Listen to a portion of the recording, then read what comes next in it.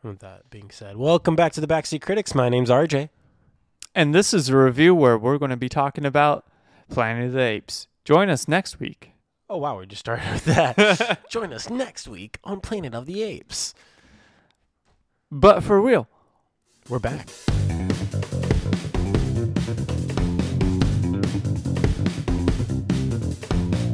Welcome back to the Backseat Critics. My name is Andrew. Emphasis on that welcome back part.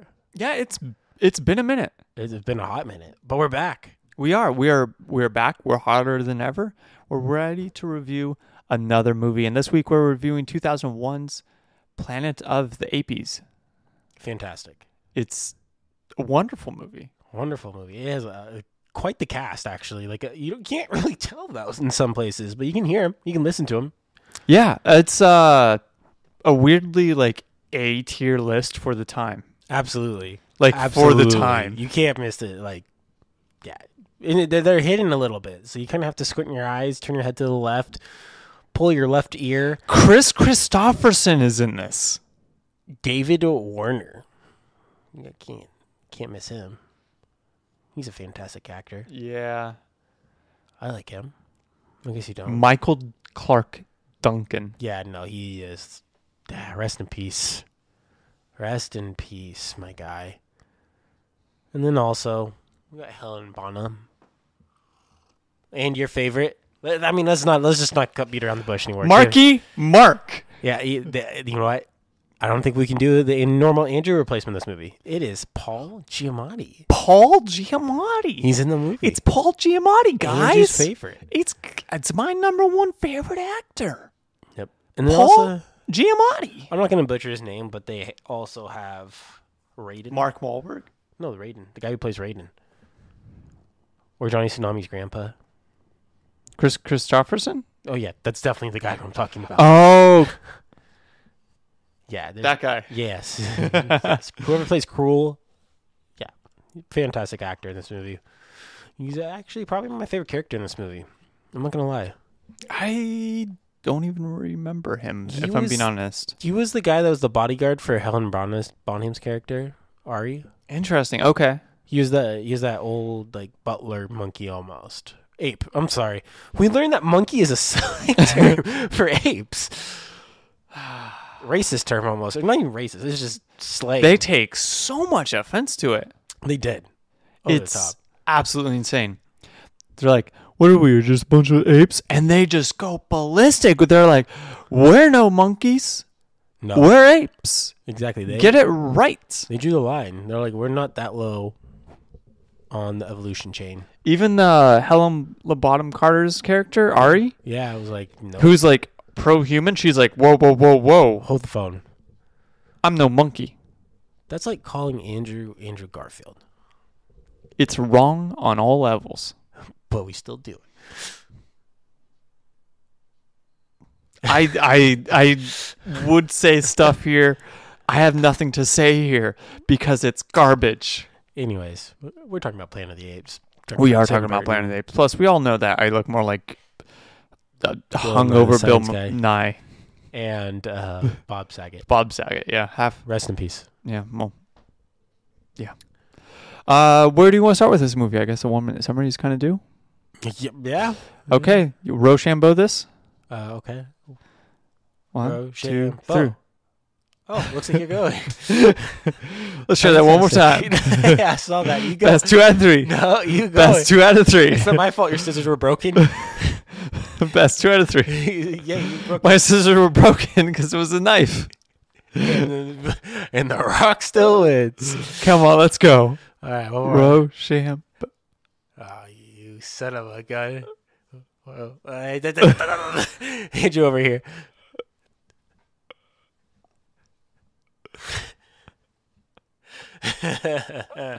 Fine, I'll do it. All right, so we start with Mark Wahlberg, and he's in space.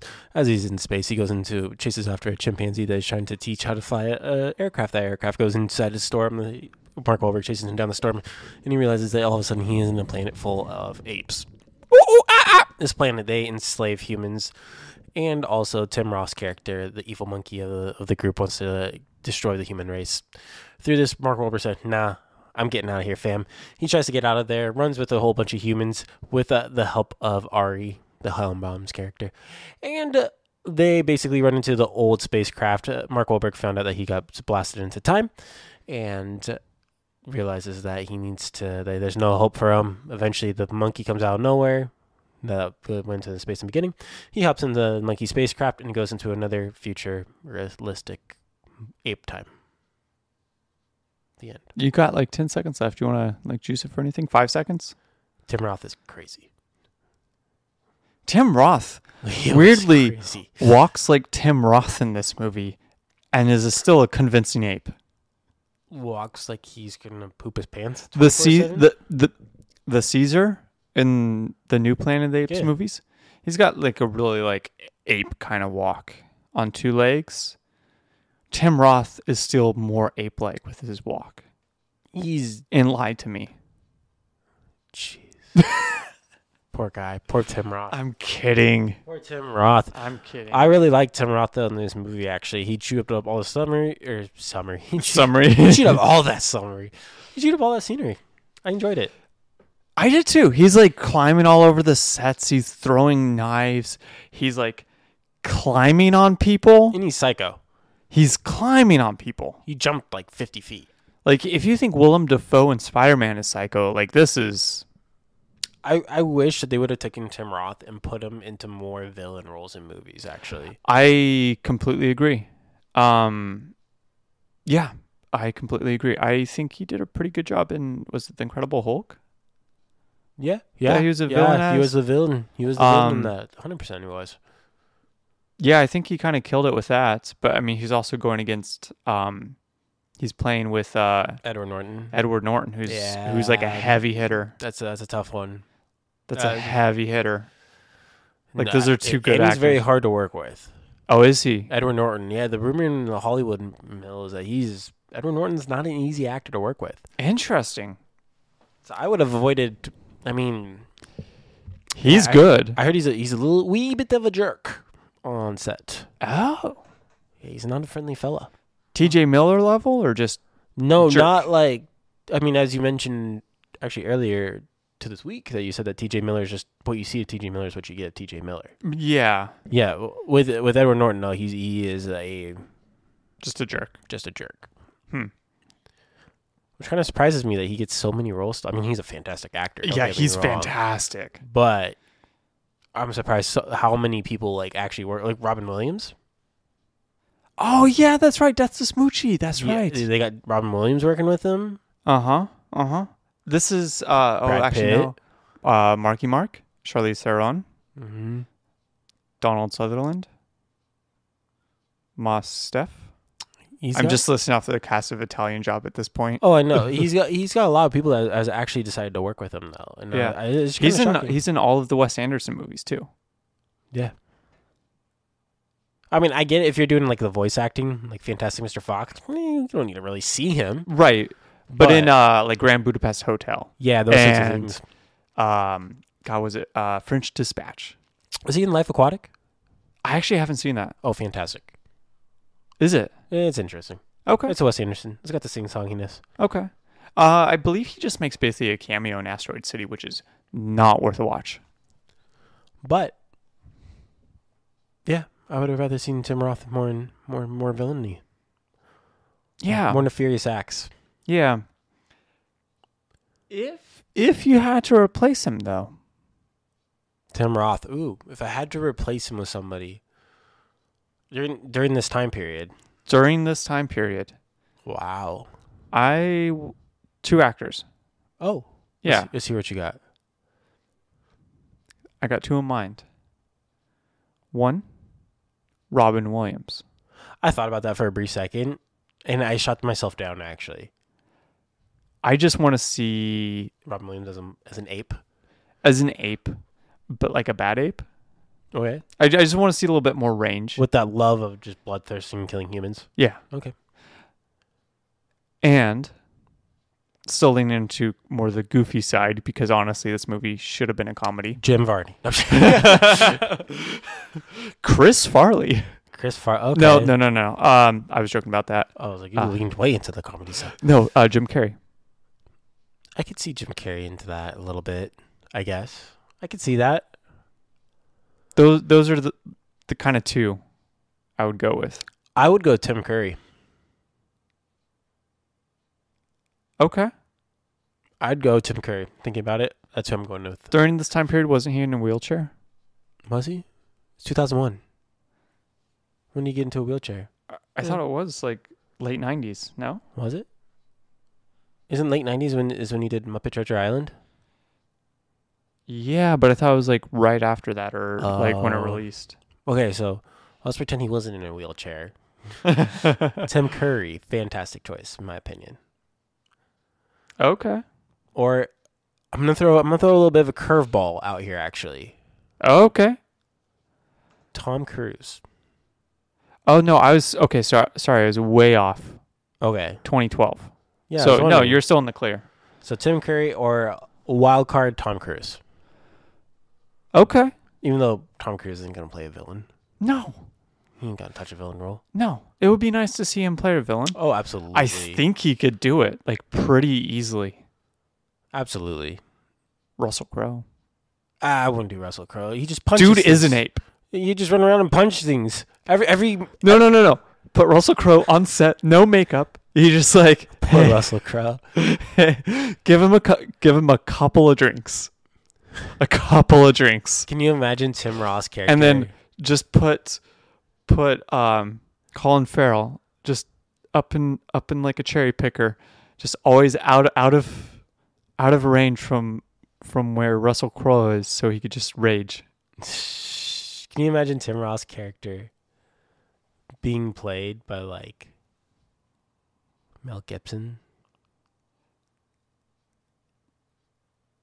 No, because South Park Mel Gibson. Yes. I was gonna say I don't see Mel Gibson playing a villain. No. You know what? I disagree. This is right after his whole like Passion of the Christ time. and stuff. Like he's not a villain guy. No, he's not. He could be though. I think he could be a great villain. He's a real life villain. Okay, yeah. I'm just saying. So, in case you haven't caught on, Tim Roth plays the bad guy. Right now. And Marky Mark plays the good guy. Who's the human in this? I have to say, that is a bad pick. Mark Wahlberg? Yeah. I think a lot of it's the script writing, a lot of it's directing. I just don't think for a Tim Burton movie, I don't think that Mark was a good pick. I agree in the sense that I think he did fine. I think he did fine for what he did and what they had, and I think he did fine. See, I think you needed more of like a character actor. Just like a little bit more of a character actor. He didn't really have emotion. No. There's no emotion to his character at all. He was just, which, I mean, it goes with his character, though, because he's an army guy. So, I mean, it would have been the same if you put in, like, John Cena, for instance, in this role. Before he did the comedy stuff. John Cena in this same, it's basically the same thing. Right. Or any WWE actor who usually comes out and does, like, some sort of action movie. Same thing. Mm-hmm. Or any other, like, Tom Cruise when he's, like, any army actor, basically. Mm-hmm. Same thing. Just getting kind of the straight man. Yeah, that's what I felt like. I don't think there was anybody. Which in a Planet of the Apes movie, it kind of flows because normally the apes usually have more, besides the newer ones, but the apes have more of the emotion and more of the acting behind them compared to the humans who barely have any acting behind them, and the older ones at least. That's true, but I still feel like there was a lot of emotional weight carried by the human actors. With the whole backstory of the tribe and the dad being like, I'm gonna save my daughter. No, like in the original. Like the original okay, with the guys that crash landed. And God, what was his name? I forget the actor. He's got the line like, "Get your dirty paws off me, you damn dirty apes." Like that guy. Yeah. Like he's at a breaking point with the apes, trying to reason with them, and it's like this building tension, and you just don't get that with Mark. It's just like from from like the get-go, he's just like, I'm going to get out of here, which I get because he's prisoner, but there's no building tension with him. He's just, I'm out. I'm out. And then the tension of the movie rises, but he's always just, he's just there. He's just present, as if he just showed up in the scene and was just the same as, like, same level of intensity and emotion that he was in the previous scene, when maybe the stakes should be kind of a little bit higher. The emotion should be higher, especially when he finds like a spaceship that he was excited on. Yeah, like there should be more emotion. You should feel more of that intensity. I feel like if I'm going to switch Mark Wahlberg, I want Jason Statham. I would actually back that. I want Jason Statham. I would 100% back that. I think that would make it a more intense movie, actually. Yeah. And then I don't know how well he would vibe with like a Tim Burton. I think that would be a weird mix. I'm down for that mix. Tim Burton, Jason Statham. I'm 100% down for that mix. I want to see. Tim Roth's character. Hear me out. Michael Keaton. I'm game. Yeah, I mean, we know we could do it. Yeah. I think that would be a fantastic role too. We know he could do it. Yep. Guy's got no shame in playing a villain. No, I just look at him playing Beetlejuice. Oh no, I was going to say the Chief and other guys. Oh yeah, because that's the villain. That's the villain. Yeah. No, I think that would have been a great cast too. I think just a kind of side rant. Okay. One thing that bothered me about this movie was they're capturing humans at the beginning. Mark Wahlberg crashes on this planet. Yeah. And he's like, whoa, where am I? And then humans start running past and they're being captured by apes just swinging from trees and all that stuff. And when they're being captured by like a cliffside or something like that, he looks at Tim Roth, and Tim Roth is like, he looked at me, take him too, as if he wasn't going to take him anyways. Right. Like they're taking everybody. Or they did kill some. They did kill some in the process. Right. But it's like, why not just kill him? Or like, you're not going to like let him go free. So like, why does it matter? He was already being held hostage. Tim Roth's character had some sort of weird vibey to him that with Mark Wahlberg's character, in the sense that he didn't want to kill him. No, he didn't. It was like the Batman Joker thing. Like they didn't want to kill each other. Yeah, it was just the song and dance. But the whole time it kept bothering me because Tim Roth's character, the what's his name? Thade, the monkey. As I say monkey about ape. Ooh, I know. They're gonna jump on you. Come at me. Come at me, apes. Come at me, Harambe. Oh, we just got canceled. But the whole time he's like, hey, he's a troublemaker. But Mark Wahlberg, don't kill him. Right. Don't kill him. But he's a troublemaker. What makes, from Thade's perspective, what makes Mark more of a troublemaker than anyone else? He didn't see that Mark Wahlberg broke everyone else out of prison.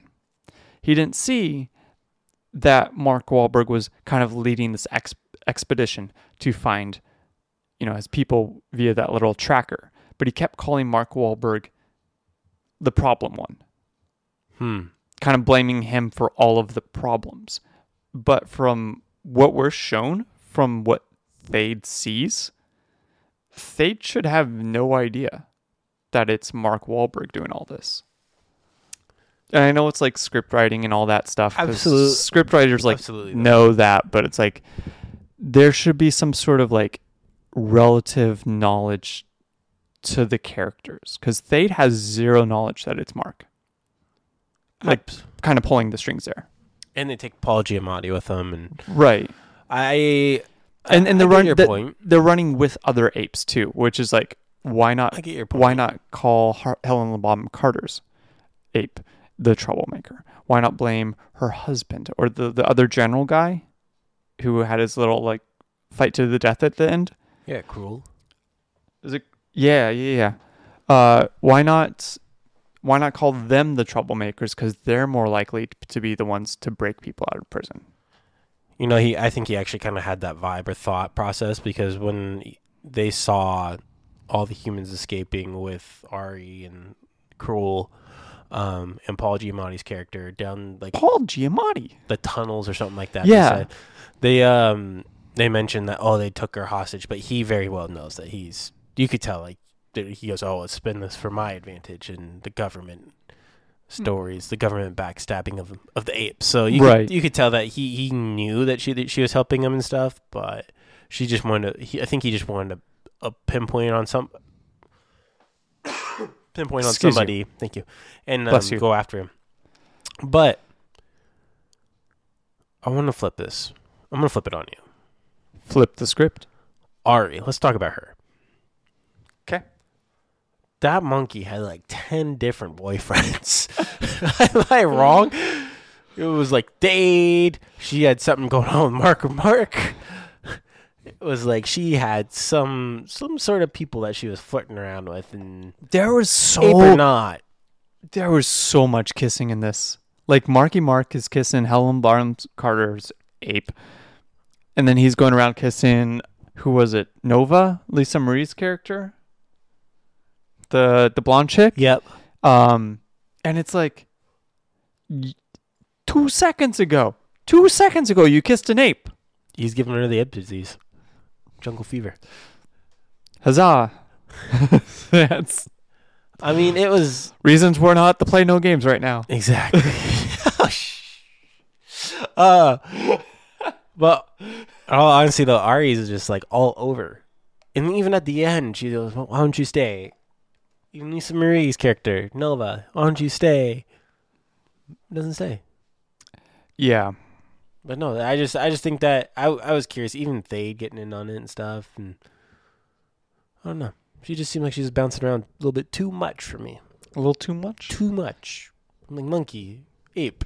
You know what? What? Let her live her life. She's living her best life, I guess. We saw an ape lap dance earlier in the movie. Did we?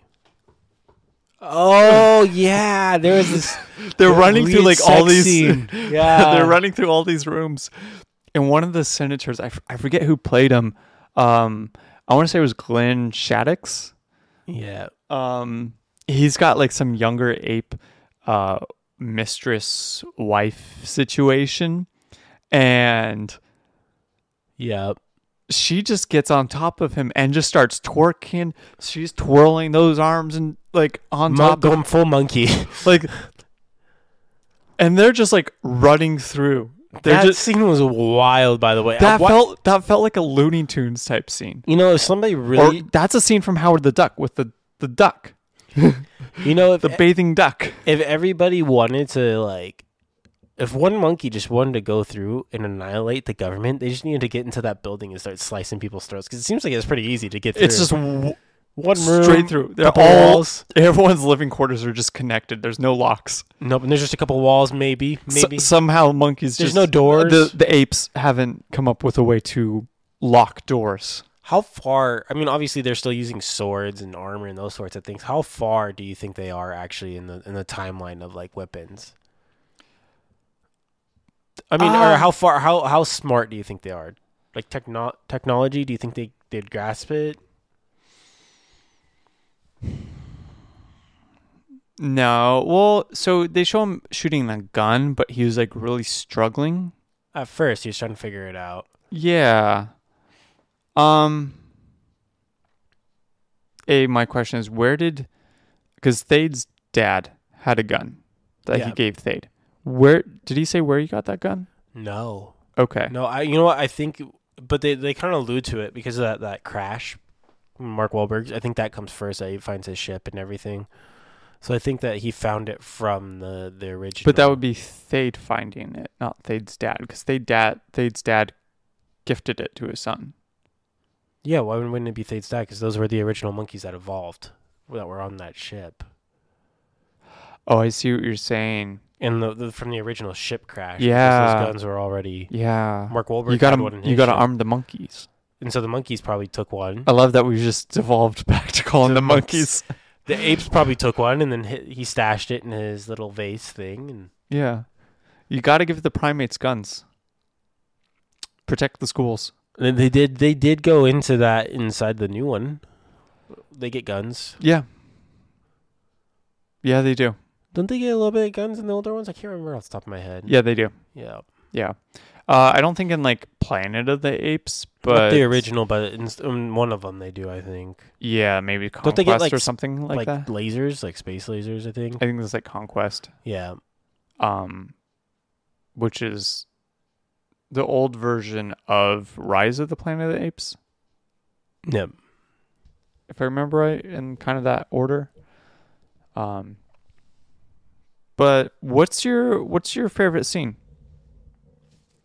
Good question. You know what? I went this whole length. I didn't even answer your question. Where they at technology-wise? I would say medieval. Just post-medieval times. Just to kind of like equate things. Their buildings seem a little bit better than the medieval. And they seem like the markets were a little bit above it. Okay, so like Renaissance? Baroque? Probably. So like... Maybe the verge of heading out of the Renaissance. 1600s? Probably. Okay. Seems like a little bit above that. Okay. Just a little bit, like it's had like a... Yeah. Okay. So just before like muskets and stuff like that. I think so. Okay. I could see that. That seems about right. Just based off what they're rocking with in there. So he would then basically travel, if they're scaling at like progressing at the same speed that we did. He basically went 300-400 years into the future at the tail end of that movie. Probably. Roughly. Favorite scene. I think my favorite scene is probably actually going to be the fight between Clarke Duncan's character and Cruel. I actually kind of enjoyed the two. That was a nice, like, raw, like, because they threw down their weapons, and they're like, let's just fists, or something like that. Yeah, I think so. I think it was just a good, that whole fight scene I kind of enjoyed a little bit. I think it was stupid how they used the fuel and why they burnt it on that first wave. Yeah. That was kind of dumb. Such a waste. But I felt like it was an overall, like, a good fight scene for 2001. In my opinion. Yeah. I'm over here taking a picture. Okay, take your picture. Don't you mind? Okay, I'm not minding. What's your favorite scene? My favorite scene is that actually bedroom scene. Not the dancing. The one where they're just running through. That was kind of comedical. That felt the most Tim Burton. There was some humor. Like, I actually didn't know Tim Burton actually filmed this until today. Really? Yeah, for some reason I just didn't. You just didn't catch that? Mm-mm. Weird. So I looked at the movie poster. I was like, oh, Tim Burton films this. Interesting. Okay. Yeah, no, it's a Tim Burton movie. Mm-hmm. Came out, I think, just before Willy Wonka. Our last episode. 4 years from that. 4 or 5 years. Yeah, but I don't think he had a movie between those two. He probably did. It's just probably lower budgeted. I could see didn't he do like Corpse Bride and stuff like that? Yeah, but I thought that was in the 90s. No, okay, no, you're right. It was Corpse Bride. Yeah. See, I know my Tim Burton a little bit. Yeah. Hit you with the big fish. It was in between it, wasn't it, too? Yeah, I don't remember that movie. It was a good movie. Danny DeVito. Ewan McGregor. This is right after Sleepy Hollow. He is at his peak, I guess, right now. Yeah. He is at his peak. And now he's what is the last movie that he did? Dumbo. 2000. Was it Dumbo? Maybe Dumbo. He probably has another one out there, but Dumbo's the one I can think of off the top of my head. Oh, there's Big Eyes. Mars Attacks. Oh, I forgot he did his Alice in Wonderland movies. He did Pee-wee's Big Adventure. That's awesome. I didn't know he did that. Sorry, we're just looking at his list. Yeah, we are. Was that actually directed by him? That's fantastic. Yeah, it was. Oh my gosh. I've never seen that movie. Really? Yeah. That's supposed to be so Pee-wee's Big Adventures actually. He was a producer on that. One of his best. It's supposed to be like the best comedy movie of all time. One of them. Really? I disagree, but Mad World. I disagree with that too. Really? Yeah. What is your number one comedy, RJ? My number one comedy? I don't know. Okay. I don't know. Probably something with Will Ferrell in it. I'm not gonna pull the punches. That's okay. Throw a little Step Brothers on, gets me in a good mood. Throw a little Land of the Lost. I love it. Hot take. Not a lot of people do, but I do. Hey, love what you love. I love what I love. There's nothing wrong with loving a movie. I don't know. Survivor fans. Unless that movie's Cats. Yep. Butthole edition. Release it. I want that Zack Snyder cut. Well, anyways. What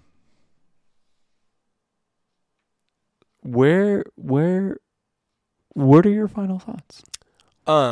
So I would say that if you have a kid that's probably like 10, I would let a 10-year-old watch this. 5th grade, I'd let him watch it. I'd watch it with them the first time, and then watch it again, or let them watch it after that. Like it's one of those movies that I'd watch with them for their first time. Yeah.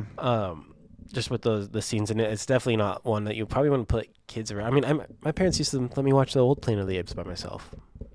Yeah, but the old Planet of the Apes is pretty tame. They probably would have let me. It's violent. It's got some topics that they're kind of talking about, but it's tame. As a kid, though, I'm not gonna catch those. That's gonna go right over my head. Same with this. It'll probably go right over my head as a kid. Like that scene in the bedroom probably goes right over the kid's head, most likely. Yeah. But as they get older, maybe they catch on.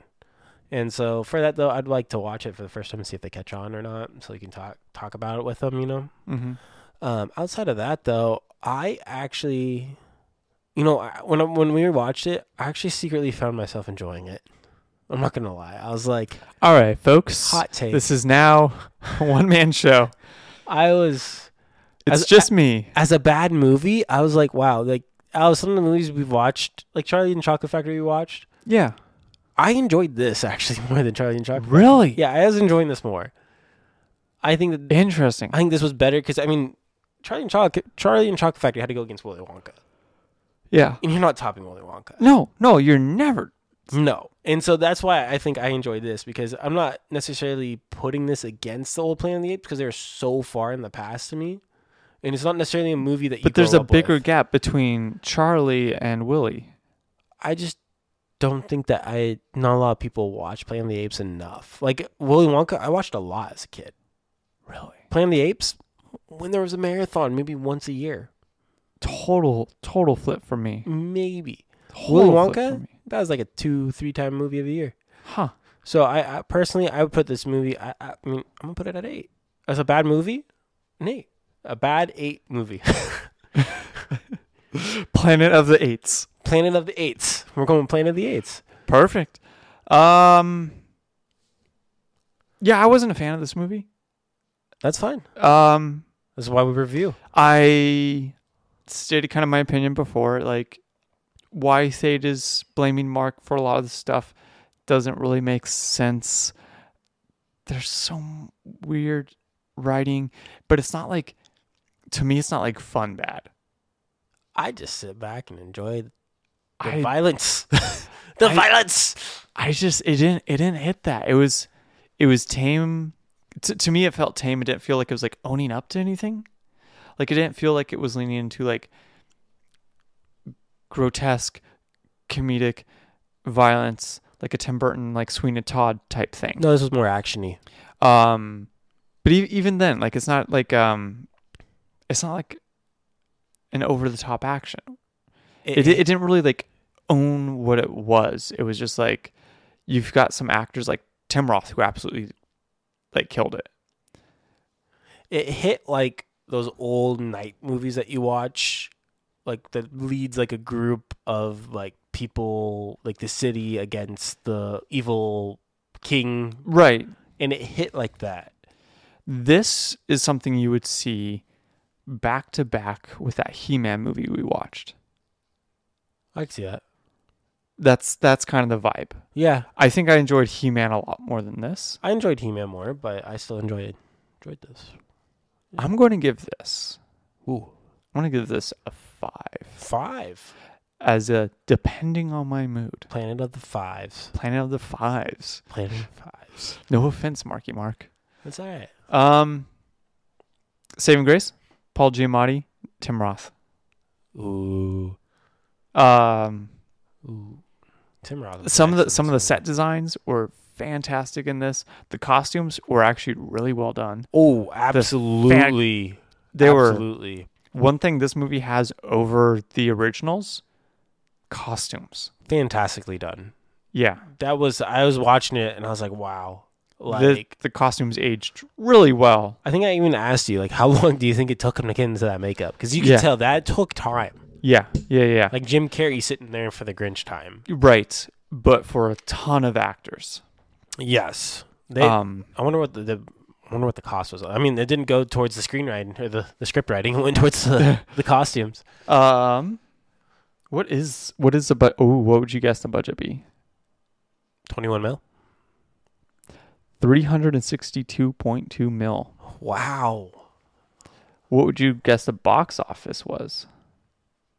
400.